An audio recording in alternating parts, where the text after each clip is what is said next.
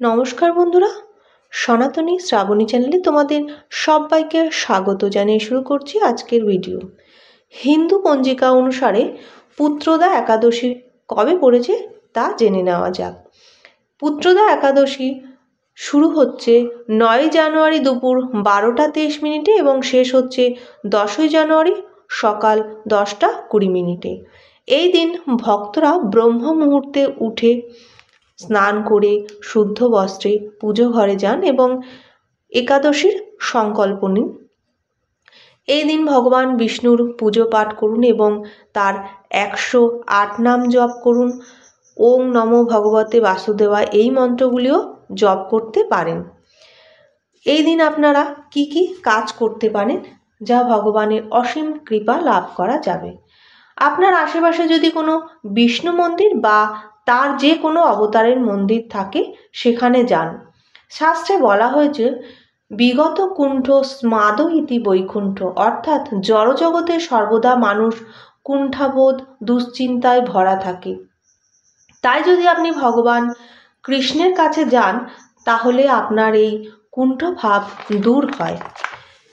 তাই মন্দিরে যেতে যদি আপনি নাও পারেন তাহলে আপনি বাড়িতে বসেই ভগবানের পুজো করতে পারেন, নাম সংকীর্তন করতে পারেন এবং ভগবানকে সুন্দর করে শৃঙ্গার করুন, একটু ছোট করে অনুষ্ঠান করুন এবং পরিবারের যে সদস্যরা সবাই মিলে এই পুজোর ভাগ নিতে পারে। 2 নম্বর, এই দিন ধ্যান করার চেষ্টা করুন, হরে কৃষ্ণ নাম জপ করুন। কলিযুগের এই মহামন্ত্রটি কালী সন্তরণ উপনিষদে উল্লেখ করা হয়েছে। সমস্ত বৈদিক সাহিত্যে অনুসরণ করার পরে এই যুগের যে হরে কৃষ্ণ জপের এত মহৎ ধর্মের পদ্ধতি আর কোথাও কেউ খুঁজে পায়নি। এই মন্ত্রটি আপনার হৃদয়কে যেমন শুদ্ধ করে তেমনি আপনাকে দুঃখ দুর্দশা থেকেও মুক্তি দেয়। শেষে আপনাকে আধ্যাত্মিক পরিপূর্ণতা অর্জন করতে সহায়তা করে এবং বৈকুণ্ঠ লাভেও সহায়তা করে। ভগবত গীতা পাঠ করুন। 3 নম্বরে রয়েছে ভগবত গীতা পাঠ করুন। পরমেশ্বর ভগবান শ্রীকৃষ্ণের মহিমান্বিত সাহিত্য 2 প্রকারের, একটি প্রভু সম্পর্কে মহিমা ধারণ করা আর অন্যটি সরাসরি স্বয়ং কৃষ্ণের মুখ থেকে উচ্চারিত সমস্ত কথা এই গীতাতে বলা হয়েছে। তাই গীতা এবং কৃষ্ণের মধ্যে কোনো পার্থক্য নেই। অতএব গীতা পাঠ এবং ভগবান কৃষ্ণের সাথে জুড়ে থাকার মতো উত্তম আর কিছু হতেই পারে না।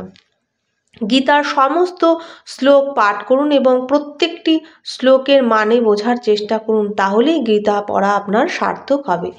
4 নম্বর রয়েছে আপনি উপবাস রাখবেন, যে সেটি কিভাবে। এই দিন আপনারা উপবাস তো করবেনই, যদি উপবাস করতে পারেন সেটি উত্তম।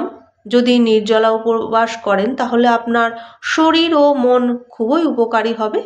উপবাস পালনের যে আপনি ফল দুধ এইসব খেতে পারেন এবং যাদের পক্ষে সামর্থ্য তারা নির্জলা রাখতে পারেন, সেটি আপনার সুবিধা বুঝে আপনি করতে পারেন। 5 নম্বর হলো ভগবান বিষ্ণুর কিভাবে সেবা প্রদান করবেন। ভগবান বিষ্ণুর সেবা করার জন্য আলাদা কিছুই না, আপনার কাছে আপনি যদি কোনো মন্দিরে এই সেবা দিতে চান তাহলে স্বেচ্ছাসেবক হিসেবেও কাজ করতে পারেন, সেখানে প্রসাদ বিতরণ করতে পারেন এবং যে দর্শনার্থীরা আসেন তাদের গাইড করতে পারেন, যেরকম ইস্কন মন্দিরগুলোতে হয়। আর যেখানে এই গোবিন্দের সেবা উপাসনা করা হয় সেখানেও আপনি যোগ দিতে পারেন, যার মধ্যে রয়েছে লক্ষ্যর্চনা সেবা।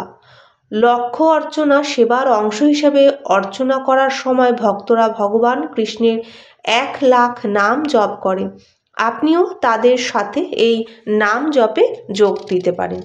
এই পুত্রদা একাদশীর দিন সন্তান লাভের জন্য একটি উপায় বলছি। এই দিন পুত্রদা একাদশীতে সন্তান লাভের জন্য মায়েরা গোপাল মন্ত্র জপ করতে পারেন, সেই সঙ্গে পঞ্চ উপচারে ভগবান বিষ্ণুর পুজো করতে পারেন, যেমন গন্ধ পুষ্প ধূপ দীপ ও নৈবেদ্য। এতে সাধকের ইচ্ছে পূরণ হয় বলে মনে করা হয়। হরে কৃষ্ণ কৃষ্ণ কৃষ্ণ হরে হরে, হরে রাম রাম রাম হরে হরে। ভিডিওটি কেমন লাগছে কমেন্টে অবশ্যই জানাবেন।